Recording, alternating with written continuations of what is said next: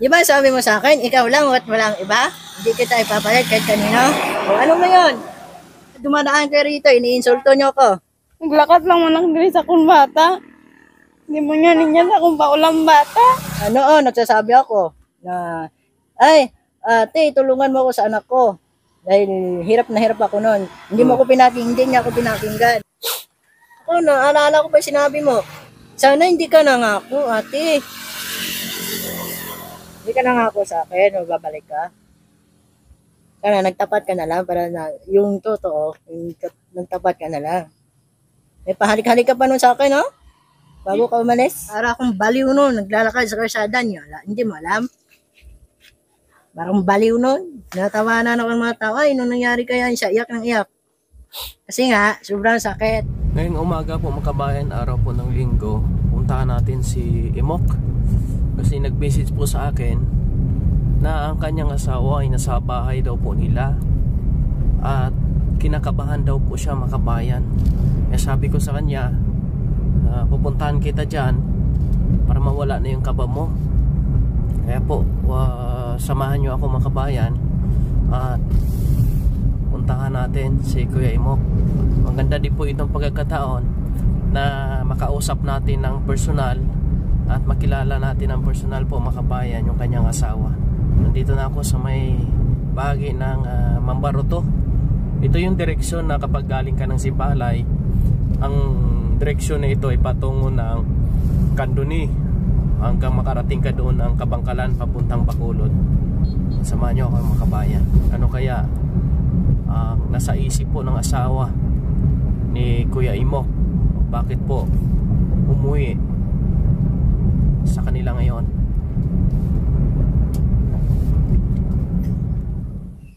Ito na po mga kabayan, no? Dumating yung asawa ni Kuya Imok, pero hindi na po natin ipapakita yung kanyang itsura. Ito po, kasi nag-message sa akin si Kuya Imok na dumating yung kanyang asawa. Kaya po ito, agad tayong pumunta kasi sabi niya, kinakabahan daw po siya mga kabayan. Kaya pumunta ka agad tayo dito. Hindi ko man ako ng bata yan. Ano po te? Hindi ko man ano niyang bata sa iya balakwaon. Ay, Ano lang man ako. hindi mo naman kunin yung bata. Kasi kinabahan siya kanina pag punta mo dito. Hindi oy. Mag-istoryanan lang bala kami sa ano. Para sa bata. Mok, Oh, hindi naman daw niya kukunin yung anak mo. mahirap magtiwala. Mahirap magtiwala. Siya na mismo ang nagsabi na hindi niya daw kunin yung anak mo. Kaya huwag ka nang matakot. Siguro po. May gusto kong sabihin sa kanya. Wala ho. Wala nating magagawa kasi meron na siyang bagong asawa. Ngayon natin, kita mo na yung sitwasyon ni Imok. Tinulungan na namin siya, maging maayos yung kanyang sitwasyon. Ang aming payo kay Kuya Imok na pukusan na lang yung anak niya, yung buhay niya. Alam ko marami pang mga blessing na darating siya, mabago yung buhay niya. Ano po ba ang nagtulak sa inyo? Bakit po bibiyaan mo sila, iniwan mo si Imok sa kayong anak mo? Ano ang rason? May anak na nag-ano sa iya. Ha? May anak gusto sa iya. Why ka na gusto sa kanya? Hindi ka naawa sa anak mo na mawalan siya ng nanay? Sa bata okay lang man mag-ano. Wala, may lang kami sa bata yan. Okay lang sa bata? Yan sa kanya. Mga bayan, sabi ni ate, okay lang ko no, na wala sa piling ng kanya. Napakahirap bilang anak ate na walang nanay. Pwede man lang kami hulami sa bata. Kung ano, pwede niya man sa kami pahulam ng bata eh. Kung guwaan man niya, iyapan sa mga saigya. Bali, ibibigay mo lang sa kanya, pwede kayo maghiraman. Oo. Ay, Kuya Mok, ang sabi niya, maghiraman na lang daw kayo sa bata. Ipapahiram ko po sa kanyang anak ko. Oo. Hindi ko nga alam bahay niyan eh. Kalatan. Sa Kalatan? Kalatan bahay niyo? Oo, kaya dumadaan kayo rito, iniinsulto nyo ko. Oy, way kami din nag-agi ya talaga. Marami nakakakita. Huwag ka na bala, hindi ka na bala ma. Nakita na kung bana. Wag Tumanto sa ka na- bakulod nag-ubra. Huwag ka na magbinut. Bali sa Kalatan, ikaw nakatira. Oo. Sino kasama mo doon? Ako lang man to isa ka balay. Sa bahay? Saan sa Kalatan? Layo to ya, bukid man. Bukid? Ako, taga Kalatan lang ako. Bukid man to ya. Sa bukid ka mo. Oo. Pero wala dito asawa mo. Wala, to sa bakulod na obra. Mga kabayan, no? Kuya mo, Wala may lang kami dala sa bata. Hindi ko man nakuhaan sa yung bata, ya. Naglakad lang man lang diri sa kung bata. Hindi mo nga niya sa kung paulang bata. Iwan mo nga kami nun, di ba? Mas payak-iyak ka dyan. Wala may lang to sa bata. Hindi naman sa mga ano. hiraman na daw kayo sa anak nyo. Hindi ho. Hindi ko inaano, hindi ko naman siya dinadamot na hindi yung nanay niya. Mm. Mahirap din po sa isang bata na hindi kilala din na nanay. Hindi ko inaano nga parang Pinagdadamot sa kanya. Oo. Pinili na yun.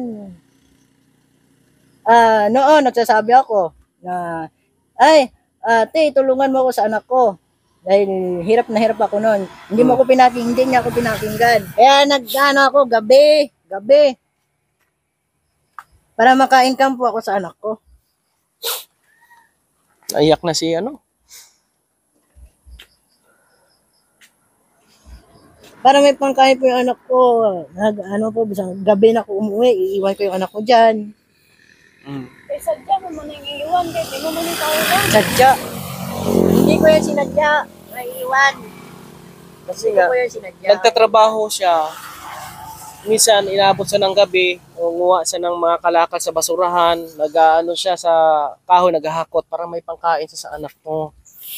Kaya iniiwan niya dun sa mga kapitbahay niya. Sana, nung time na yon, dapat ikaw ay nandito sa bahay para sana ay mag-alaga sa anak mo at siya naghahanap Ano buhay. nga sinabi mo sa akin noon? Nung umalis ka, nung Holy Week na yan? Ano nga sinabi mo? Naalala mo pa? Ako, naalala ko pa yung sinabi mo. Sa akin, naalala mo pa?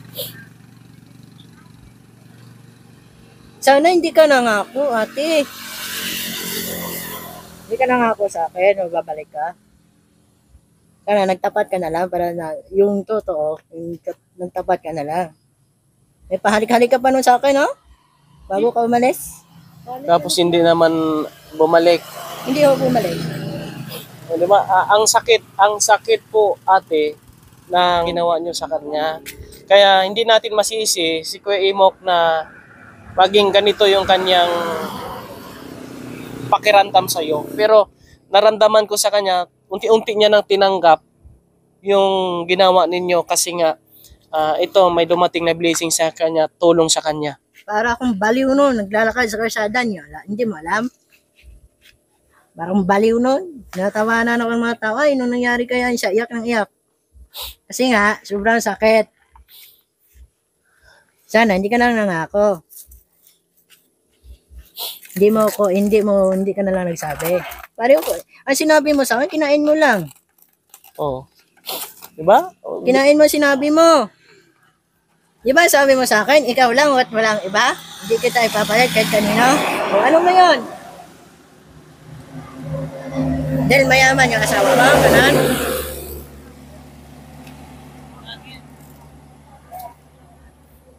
Dahil may mga sasakyan, ako wala.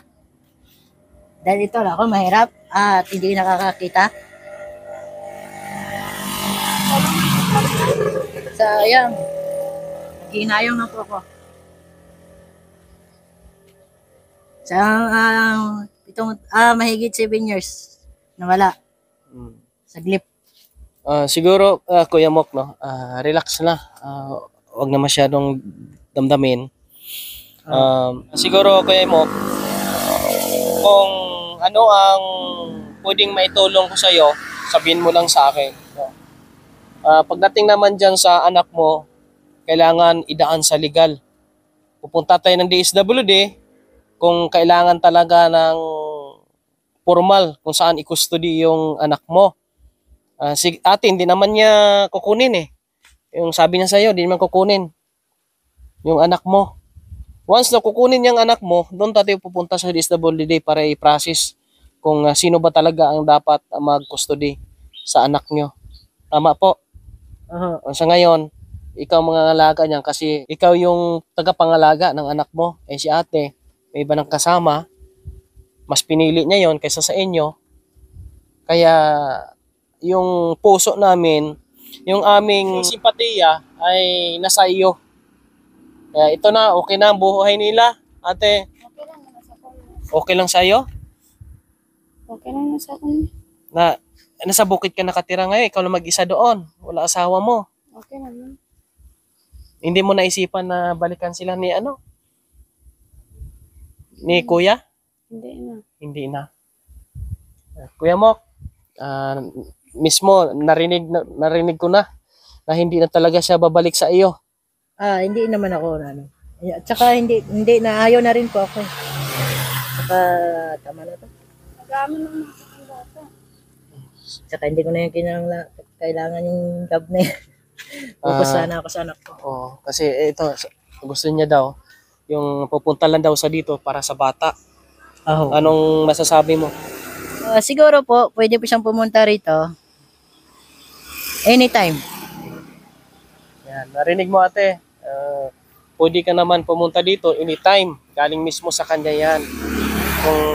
Kung baka hindi niya naman pinagdadamot sa iyo, yung anak mo, pwede mo namang makita sa kanya. Kung mabait pa rin, napakabait pa rin niya.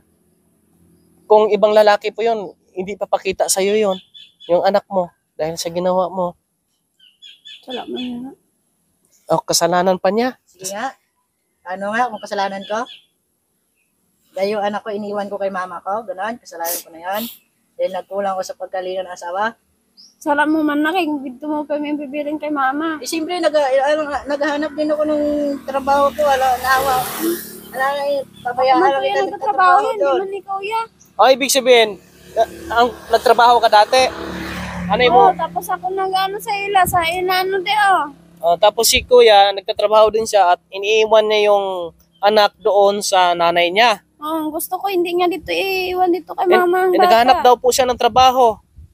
Yun yung dahilan kaya iniwanan mo sila. Yung pag-iwan niya ng anak niya doon sa mama niya. Kay paminya dito yung bibilin nito. Napakababa po yan. Sa akin, ang daming siguro makarinig dito, napakababaw ng dahilan para iwanan mo sila.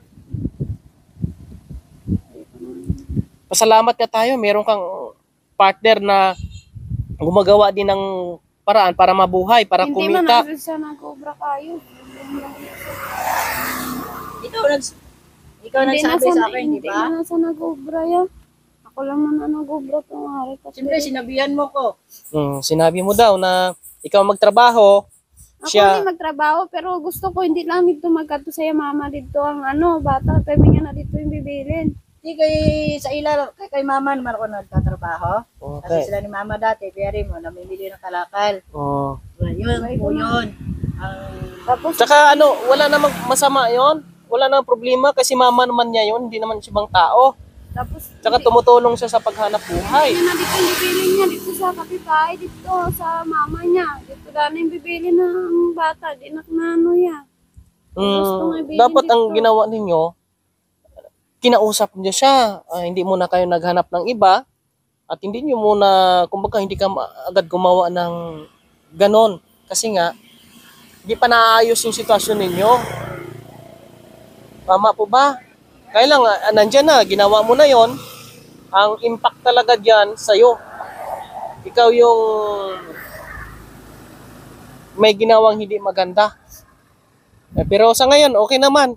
Si Kuya Imok, okay ng sitwasyon nila. Okay lang. Yan lang po mga kabayan, no? Nagharap-harap kami ngayon. Nag-promise naman. Promise mo ba yun na hindi kukunin yung anak nyo? Hindi. Kasi kung kukunin mo siya sa pilitan, pupunta kami sa DSWD para i-process kung sino ang mag-custody ng anak ninyo.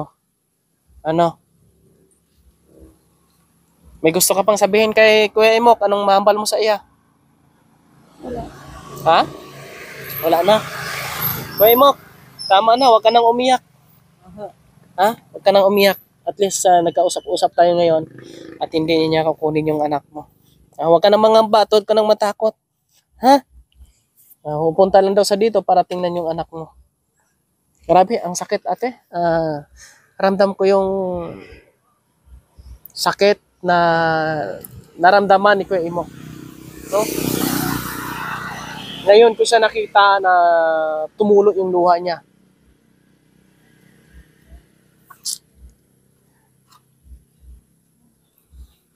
Di ba? Si Bingers kayo nagsama? First love ko po yan. Oh, first love ka pa ni Imok. Tapos, ganun yung ipinalit mo. Siyempre, pinalit niya, gwapo ko siya sa akin.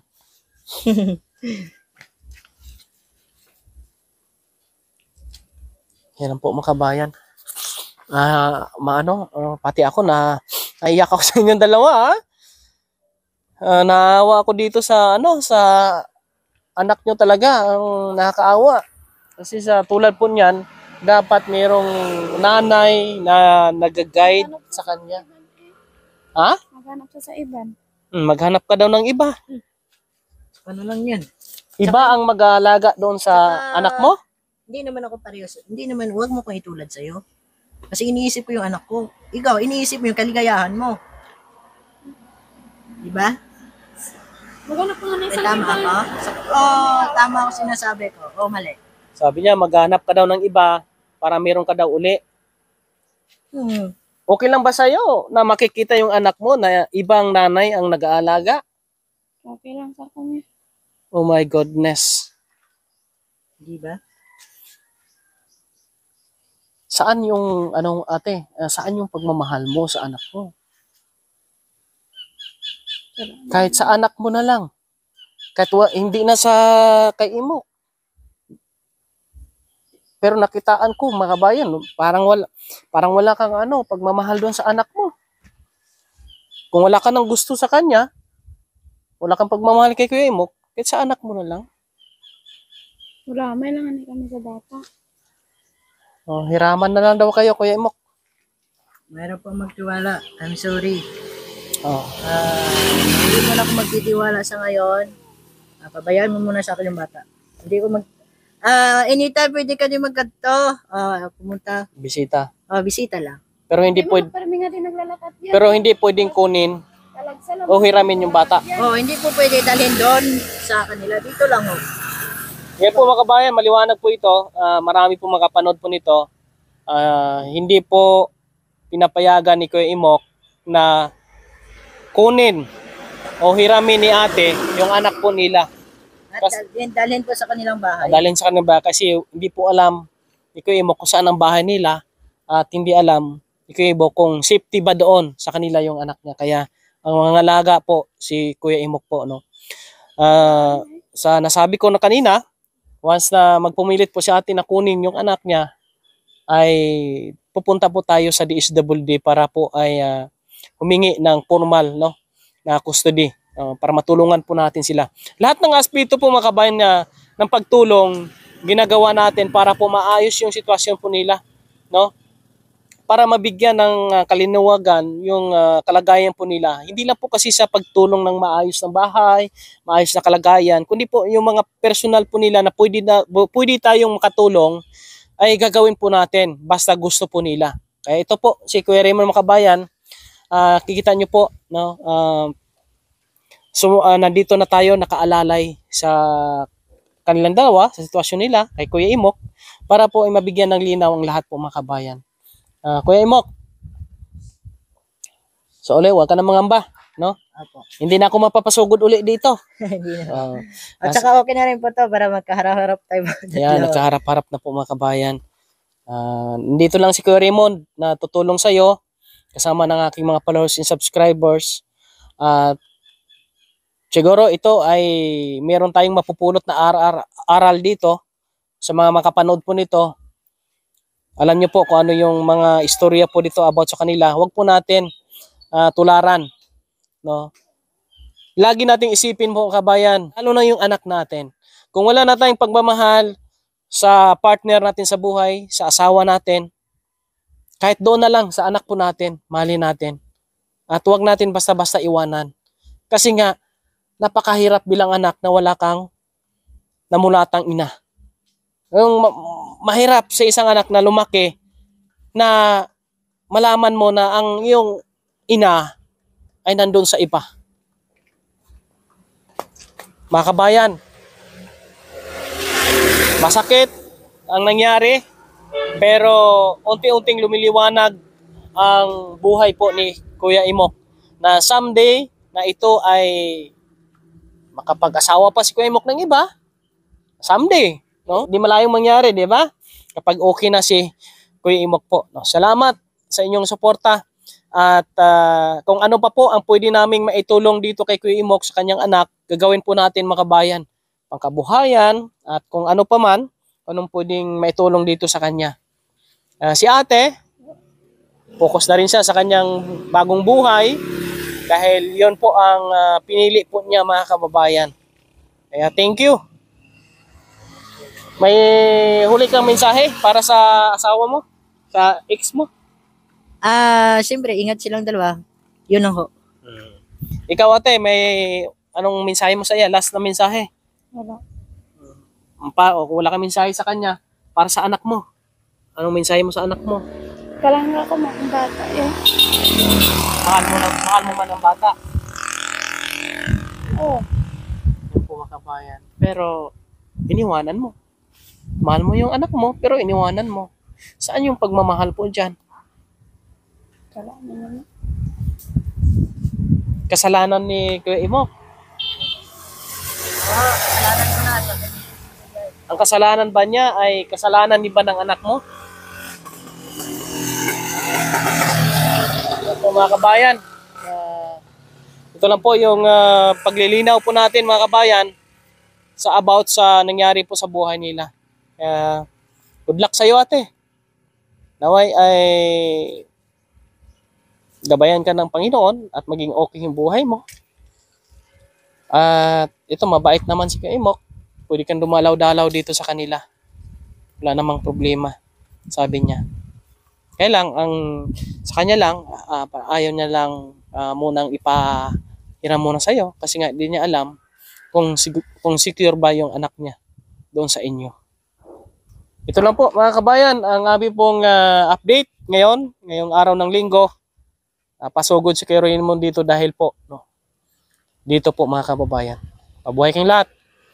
At salamat sa ating mga followers and subscribers, sa mga sponsors po natin na tumulong po sa atin para tulungan po si Kuya Imok.